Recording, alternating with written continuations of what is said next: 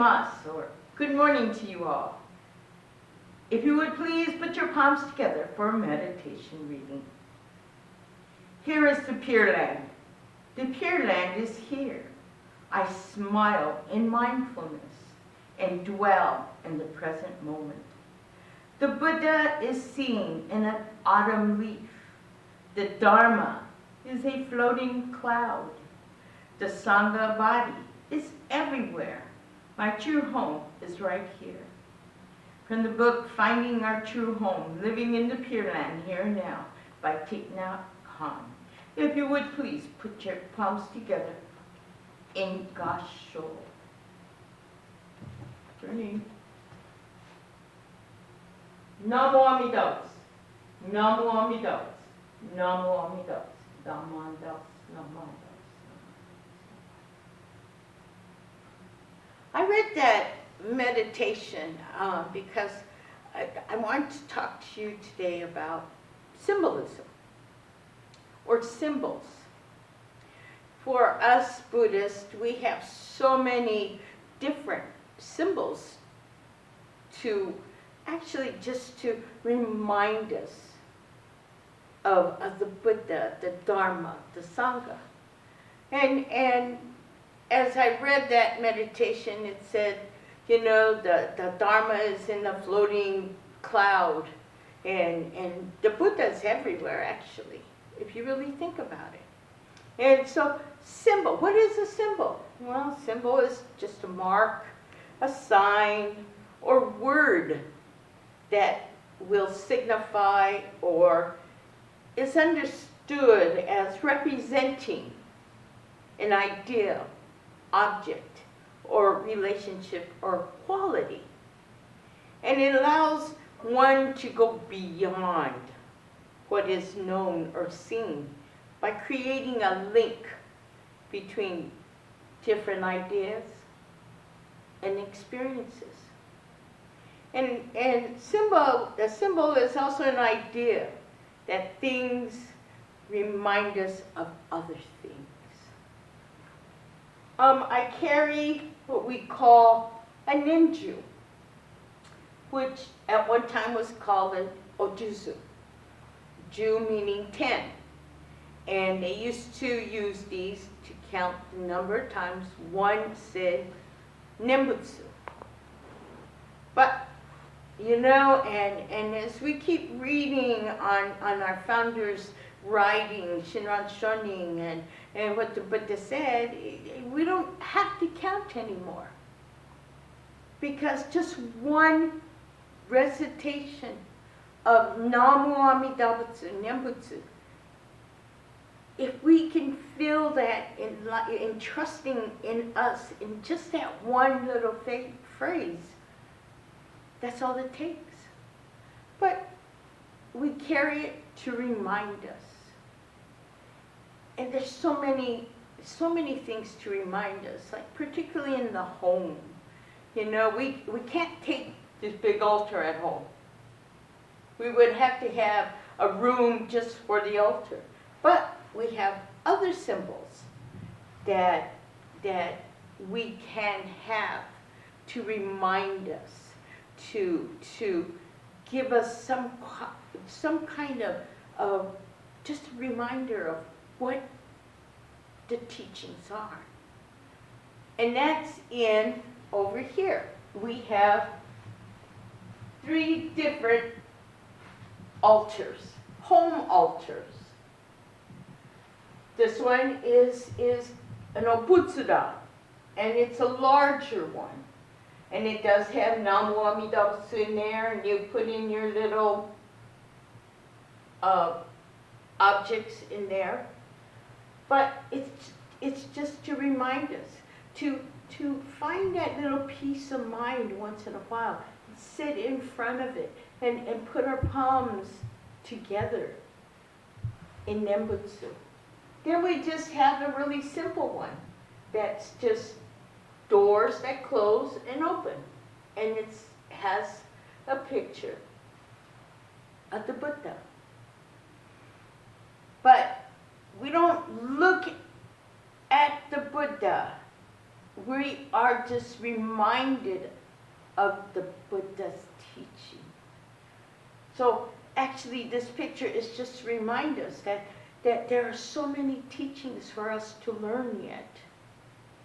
And to remind us of our compassion and wisdom that we can gain from listening and hearing. Then we just have a very simple one. And it just has Namo Amida Butsu on it. And it's on a little board. But it's to just remind us. Doesn't have to be ornate like our altar on this up there. It can be very simple. But when we go past, when we walk past it, it's like, oh yes, the Nembutsu. You know, we have huge ones that stand about this high, and it's a family altar. But back then, people had a specific place for it in their home. But as the older people, mature people, began to downsize or they would pass away, the family didn't want it because it was too big. So they started minimizing. And it doesn't matter how big it is, it doesn't matter how small, or if we just carry ninjus or even wear a ninju. It's to remind us of compassion, of patience, kindness, wisdom. And it's to give us that calming time of being able to say Namo Amida Butsu. It's also like the burning of the incense. The smell of the incense burning and seeing the smoke coming out from the incense.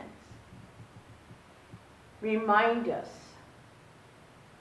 to put our hands together, put our palms together, and give thanks and show our gratitude and respect to the Buddha.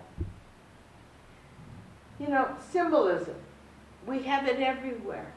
It can be seen anywhere. It can be outside. Thankful that we're having a beautiful day. But also look at it as thankfulness that, yes, it may not be a good day, but we learn from it. What's causing us to have that not good day? So symbolism can be seen when we look in the sky and we see turkey vultures. But you know what? Then we're reminded that they have a purpose also, besides scaring people when they come by, but we know they clean up the environment. You know, and squirrels, good indication what the fall and winter is going to be like. So we have symbolism. We have reminders. You know, we don't always have to come to temple to sit. We can have small items. We can have just putting our palms together and saying Namo Amida Butsu, our Nembutsu, to remind us of who we are, what goals we are setting for ourselves. And it's also a time that we can find to begin to understand what our true self is. What our true self is.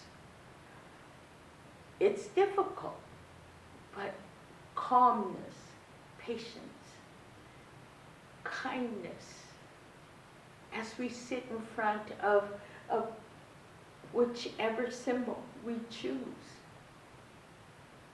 will bring us some kind of peace of mind, maybe just for a few seconds, but it's still a peace of mind, and it's still calmness so that we can start thinking. We can start solving. We can be who we are, truly who we are. I when I'm in trouble, I put my palms together, or just recite out loud, Namu Amida Butsu, Namu Amida Butsu, Namu Amida Butsu. And it gives me that time to just find solutions, or calm my mind enough so I can search a little further for my understanding of what causes this troubling thing inside of me. So, symbolism can be found anywhere. We just have to open our eyes and to see what objects, what things, what ideas show us.